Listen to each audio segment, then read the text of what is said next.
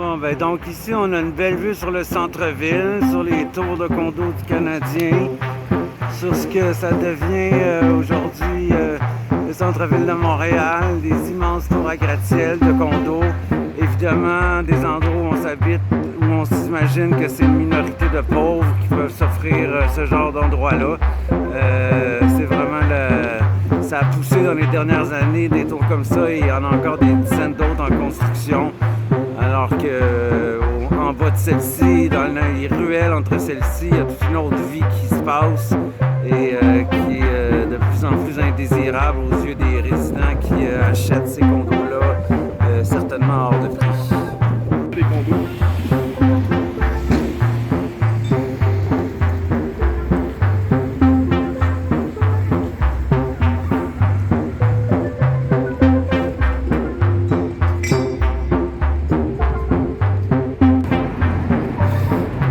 Donc, ben ici, on est de l'autre côté de l'autoroute 720, de l'autre côté de la rue Atwater. Les campements continuent. J'aurais pu penser que la ville, quand même, a à cœur que les itinérants puissent faire leurs besoins au cours de leur jour, de leur nuit, parce qu'ils passent quand même l'ensemble de leur vie ici.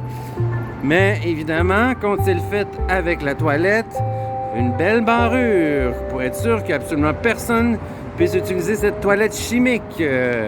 Évidemment, on se doute que c'est pour prévenir d'autres morts comme la triste mort de Raphaël André, mais permettez-moi d'en être sceptique. Alors vraiment, voici comment on traite le bien-être physique des itinérants à Montréal. Bon, ici on a ce qu'il y avait pendant plusieurs mois qui était un squat pour les itinérants, où des gens ont dormi là tout l'hiver et même plusieurs mois auparavant. Ils emmerdaient personne, ils ramassaient leurs affaires. Il y avait au moins 6 ou 7 personnes qui dormaient là à l'abri des intempéries. Comme on voit, le commerce est fermé, alors il dérangeait personne.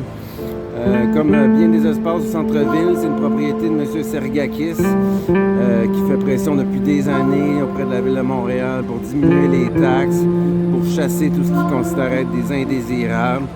Alors, ils ont tout simplement barricadé un endroit où des gens avaient trouvé un refuge pour dormir et se mettre au chaud. Ils sont où ces gens-là maintenant, on le sait pas. Mais tout ce qui reste, ben, c'est une belle clôture pour un autre beau symbole d'inclusion sociale de la Ville de Montréal. Donc ici aussi au métro Berry, on a un autre bel exemple d'inclusion sociale version Ville de Montréal. C'est l'entrée L'édicule qui donne sur le Square Berry, en face du Archambault et de la rue Sainte-Catherine. Avant, à ces endroits-là, il n'y avait pas de clôture comme ça, parce qu'il y avait plusieurs jeunes, plusieurs itinérants qui avaient l'habitude, surtout quand il fait froid, de venir se réchauffer ici, de prendre du temps un peu entre eux pour se mettre un peu à l'abri des intempéries.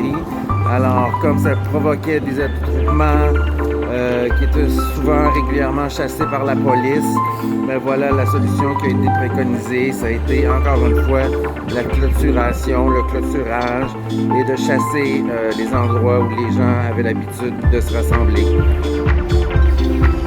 Ici, on a encore un autre bel exemple de gentrification sociale. Si vous remarquez ce coin de rue-là, il est quand même célèbre, notamment le Da Giovanni qui est là depuis des dizaines d'années. On est en face de la place Émilie-Gamelin.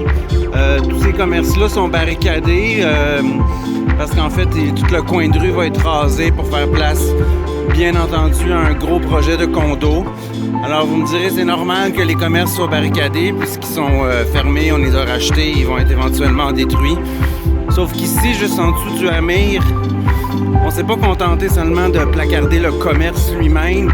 On a mis des gros placards devant l'entrée parce qu'il y avait une espèce de galerie ou de place où, encore une fois, les itinérants pouvaient s'en servir pour dormir à l'abri. Ce qu'on appelle dans le langage commun un squat. Alors, il y a des gens qui ont été là pendant plusieurs mois cet hiver et un peu avant. Là aussi, on pouvait au moins les laisser dormir tranquilles, faire leur petite affaire. Mais non, évidemment, la réponse de la Ville de Montréal, c'est du placardage, du clôturage, des grilles et ce genre de méthode pour chasser toujours plus loin les gens qu'on ne veut pas voir dans le paysage. Vous reconnaissez, j'imagine, ici ce qu'on appelle le Square Berry ou le nom officiel Place Émilie-Gamelin. Évidemment, ça a été complètement, ça aussi changé il y a 3 ou 4 ans, parce que tout le monde savait à Montréal que c'était un haut lieu de rassemblement des personnes itinérantes. On a essayé de rendre ça officiellement pour créer plus de mixité sociale, avec des petits jeux, de la musique, des spectacles. On peut se douter qu'en arrière de cette volonté de mixité sociale, il y avait peut-être aussi une certaine volonté de voir des gens qui habitaient presque en permanence le parc, d'éventuellement en être chassés. Mais bon, il reste encore des personnes itinérantes qui continuent à fréquenter le parc. On peut quand même pas dire que la ville applique une répression systématique, c'est pas vrai.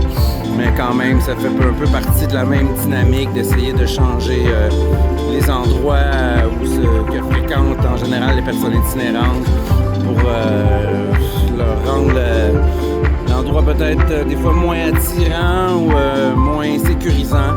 Bref, c'est le nouveau visage de la place Émilie-Gamelin. Donc ici, on a peut-être un meilleur point de vue. Vous voyez, il y a déjà quelqu'un qui quête et qui est assis devant le hamir en question. C'était quand même assez profond. Alors, il y avait de la place en dessous du toit, à côté de la colonne, pour que les gens puissent dormir au moins à l'abri des intempéries, de la pluie, minimalement du froid ou du vent. Donc ça a été placardé. On aurait pu juste se contenter de placarder le commerce, mais c'est pas ce qu'on a fait. Souvent qu'une image vaut 1000 mots. Ici, on a la statue de Madame Émilie Tavernier-Gamelin qui a donné son nom à la place Émilie-Gamelin qui est juste en arrière.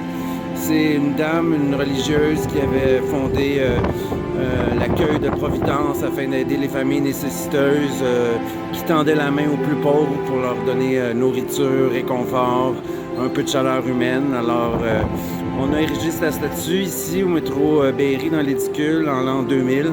Et comme vous le voyez, Madame Gamelin, elle ne tendra plus jamais la main à personne.